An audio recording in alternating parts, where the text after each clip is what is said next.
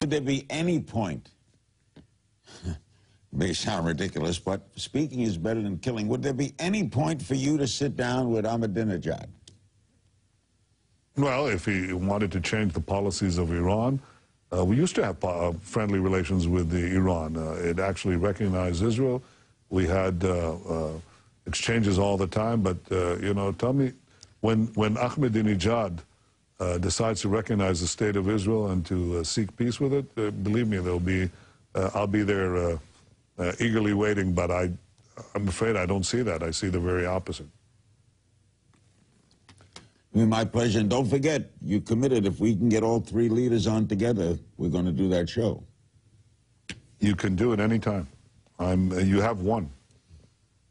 Okay, are you, well, I think we can get Jordan now if we get, we're fine if we get Abbas. All right, what do you make of what's going to happen in Iraq? Will that hold together?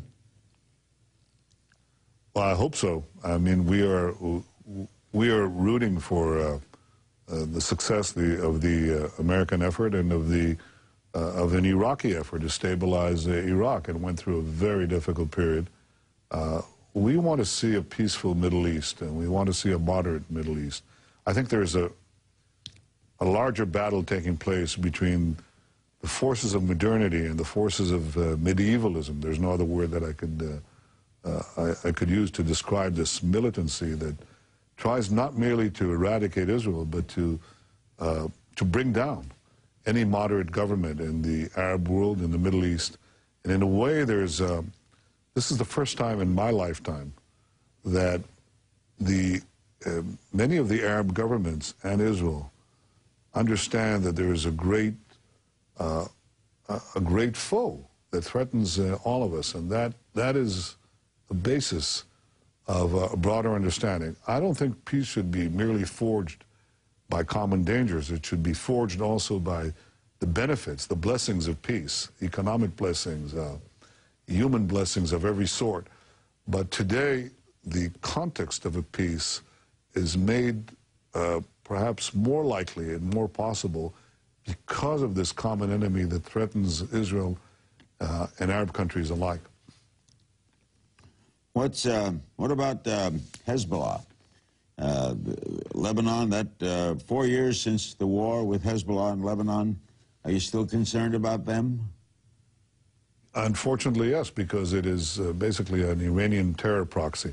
Look, Lebanon was the Switzerland of the Middle East. It's a very beautiful country. It had a robust economy, and Iran has moved its surrogates, Hezbollah, into Lebanon.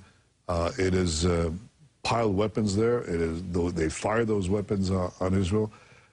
And they undermine any attempt at moderation and any movement towards peace. We always hoped that Lebanon, we always said, we don't know who the first country to make peace with Israel, which country that would be, but certainly Lebanon would be the second country. And you know, it hasn't happened, not because many Lebanese don't want it, but because radical forces, pro-Iranian forces like Hezbollah are preventing it. So you have these two enclaves next to Israel, one in the south, Gaza, controlled by one proxy of Hezbollah, preventing the people there from making peace with Israel, and then another enclave in the north in Lebanon, controlled by another Iranian proxy, Hezbollah, preventing the Lebanese from making peace with Israel, and threatening to throw the entire region into a maelstrom of violence and terror. That's happened before. I hope it doesn't happen again, but Hezbollah and Hamas are basically Iranian surrogates, and as long as Iran doesn't want peace, they don't want peace. Touch some other bases before you leave us. We have one segment to go. You've invited President Obama to visit Israel. What has he said? Well, you know, he'll decide at the appropriate time, but I have to tell you that we had a very, very productive conversation, and I think that when we have a chance to sit as we do one-on-one, I think it's very, very productive for Israel, for the United States, and for the quest for peace. couple of other things, Mr. Prime Minister. How would you describe the relationship of your country with Secretary of State Clinton, and how do you measure her work in the peace process? I greatly respect Secretary Clinton. I work with her husband, Bill. I got to know Hillary on her visits to Israel. She's always a welcome guest. I think she's knowledgeable. I think Secretary Clinton was a very wise choice on the part of President Obama, and we'll be happy to work with her if the president so designates, and he often does. There's some video getting a lot of attention on the web, supposedly of Israeli soldiers dancing while on patrol in Hebron. What do you know about that? I don't know. I hear it for the first time. So do I. They gave me a note here. They said it's on the web. I don't know. If you talk to me if you want to invite me again, I'll be able to respond to it. Okay, we'll invite you anytime. What are you ever able, when you're Prime Minister of Israel, you've had a previous Prime Minister assassinated, you live in the center of a hostile world, are you ever able to really relax? Yeah,